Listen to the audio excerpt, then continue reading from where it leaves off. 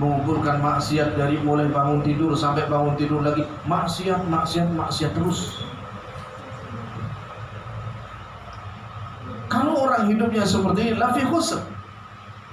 Bahkan di dalam ayat tadi Allah Azza wa Jalla mengatakan innal insan, alif lam di sini para ulama menyebutkan lil istighraq, untuk semua jenis orang, yang awam, yang alim, yang soleh, semua orang, yang kaya, yang miskin, yang jadi rakyat, yang jadi pimpinan, yang jadi pejabat, semua sama. Sesungguhnya manusia dalam keadaan lafi khusrin, di dalam kerugian yang jelas. Di situ nakirah, sehingga kalau dalam makna bahasa kerugiannya gak ada gantinya. Kerugiannya yang sangat besar, tidak bisa diganti dengan apapun. Kalau manusia hidupnya hanya yang penting hidup, ya berarti sudah dia menerima lafi khusri, rugi dunia akhirat. Nggak akan ada kenikmatan yang akan bisa dia rasakan. Tidak ada kebahagiaan yang bisa nanti dia rasakan. Karena apa? Lafi khusr. Kalau manusia hanya asal hidup, berarti al-baqa al-aslu ala ma kana alaih. Ya. Berarti dia seperti biasa saja. Apa kebiasaan manusia yang ditentukan oleh Allah Subhanahu wa taala? Lafi khusri, dalam kondisi kerugian. Kalau manusia tidak melakukan apa-apa, tidak berupaya berbekal dengan amal soleh, tidak ada upaya untuk banyak beribadah kepada Allah, maka lafi khusrin, manusia ini dalam kerugian yang nyata. Dunianya rugi, hilang begitu saja, dan akhiratnya dia akan merasakan banyak penyesalan. Kemudian Allah Subhanahu wa taala memberikan istisnaan, memberikan pengecualian. Illal ladzina amanu wa amilus shalihat wa tawassaw bil haqqi wa tawassaw bis sabr. Kecuali orang-orang yang beriman. Kemudian yang kedua adalah orang yang beramal saleh, wa tawassaw bil haqq. Kemudian orang-orang yang saling memberikan nasihat, baik itu di dalam kebenaran atau di dalam kesabaran. Para ulama menyimpulkan ada 4 poin. Ada 4 poin yang dikecualikan dari ayat ini. Orang-orang yang tidak merugi, mereka adalah yang mengerjakan 4 poin ini. Illal ladzina amanu, kecuali orang-orang yang beriman. Dan tidak mungkin orang yang beriman asal meyakini, itu tidak mungkin. Asalnya iman adalah karena ada ilmu. Berilmu dulu, tahu dulu, baru beriman.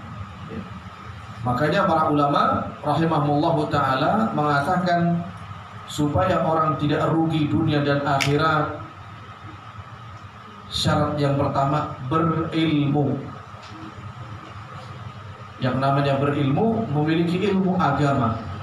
Semua istilah ilmu di dalam nas Al-Quran ataupun nas hadis, sebagaimana disebutkan oleh para ulama, maksudnya adalah ilmu agama, ilmu din, ilmu syariah, ilmu tauhid, ilmu akidah. Ini ilmu yang dimaksud. Kalau disebutkan dalam Al-Quran ataupun hadis, maka maksudnya adalah ilmu agama. Maka Nabi SAW melalui hadisnya beliau mengatakan, talabul ilmi fariidatun ala kulli muslim. Menuntut ilmu adalah wajib bagi setiap muslim, baik laki-laki maupun perempuan. Ini kenapa Nabi SAW mewajibkan? Karena tadi, supaya tidak menjadi orang-orang yang rugi ketika bertemu dengan Allah Subhanahu wa taala, supaya tidak menjadi orang-orang yang rugi ketika diinterogasi oleh Allah Azza wa Jalla, karena kita semua pasti akan diinterogasi oleh Allah Azza wa Jalla. Kalau panjenengan kedatangan surat panggilan dari kepolisian, nama atau siapa namanya? Pak Parno, ya, Suparno, ya, kepada Bapak Suparno, besok jam sekian, hari ini tanggal sekian, datang di ruang, misalnya ruang apa yang ada di kepolisian, atau diundang ke pengadilan. Kira-kira apa yang disiapkan, Pak?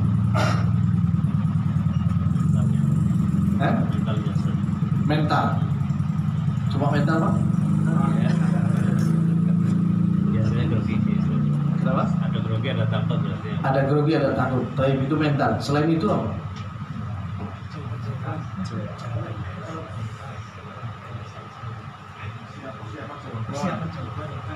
Mempersiapkan jawaban, ya kan? Menyiapkan apa lagi?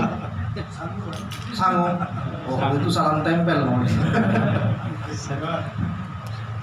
Selain salam tempel, ya sangu, bekal, apa lagi kira-kira? Bukti. Kita akan menyiapkan bukti, menyiapkan hujah, argumen di hadapan orang yang akan menanyakan kepada kita.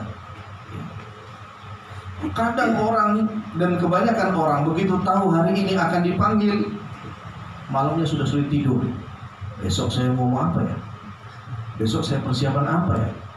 Bukti apa yang sudah saya siapkan supaya ketika saya ditanya saya punya jawaban, punya argumen yang kuat dan saya bisa menang. Kalau orang yang tahu tentang pentingnya panggilan tersebut pasti akan menyiapkan dengan segera dan semaksimal mungkin. Kalau tahu waktunya sangat sedikit, maka dia akan peras keringat, banting tulang, menggunakan waktu yang ada seefisien dan efektif mungkin, menyiapkan bukti-bukti dan argumen-argumen yang kuat.